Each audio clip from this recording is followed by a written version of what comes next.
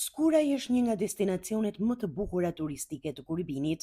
Natyra i ka falur gjithçka, gjelbërim, ujë të kristalt dhe një peizazh të ftohtë të ndalesh, por ndërsa bukuritë natyrore vazhdojnë të tërheqin vizitor, mungesa e investimeve, polo gjurmë të dukshme në këtë zonë, turistët që vizitojnë Skurajin përballen me një panoramë krejt të ndryshe nga ajo që presin.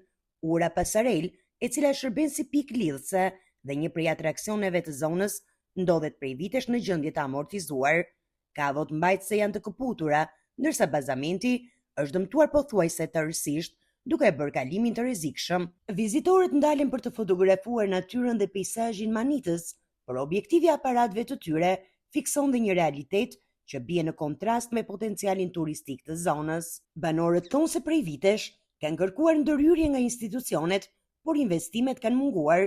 Sipas tyre, kjo perle natyrës shqiptare është lënë ares, pavarësisht fluksit të vizitorëve, sidomos gjatë sezonit veror. Unë kam folë disa herë me ju, zona më e bukur në Shqipëri, Skuraj.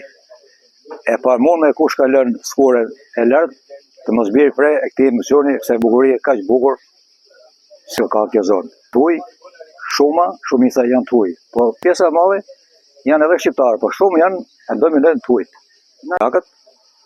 Shqekët, austriakët, amerikanë, shumë ka izraelit.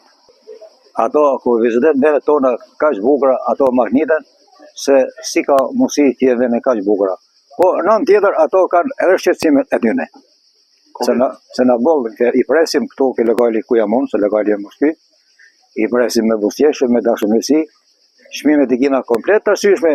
Kur kalojnë ke ura hotelit, një hoteli atje e mrekullueshme, aty pan shumë turistë. Aty ka shumë turistë, pa atë është problem madhor.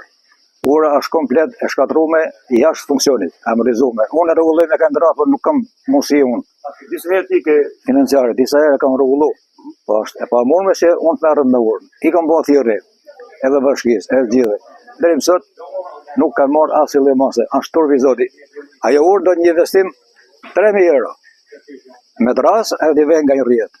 Ndërkohë, drejtuesit e bashkisë Kurbin kanë deklaruar në vazhdimsi se turizmi mbetet një nga prioritetet e zhvillimit të zonës. Megjithatë, gjendja e urës Pasarel dhe infrastruktura përreth tregojnë një realitet që nuk përputhet me këto deklarata. Me potencial të jashtëzakonshëm për zhvillimin e turizmit, Skuraj prej vitesh pret investime konkrete.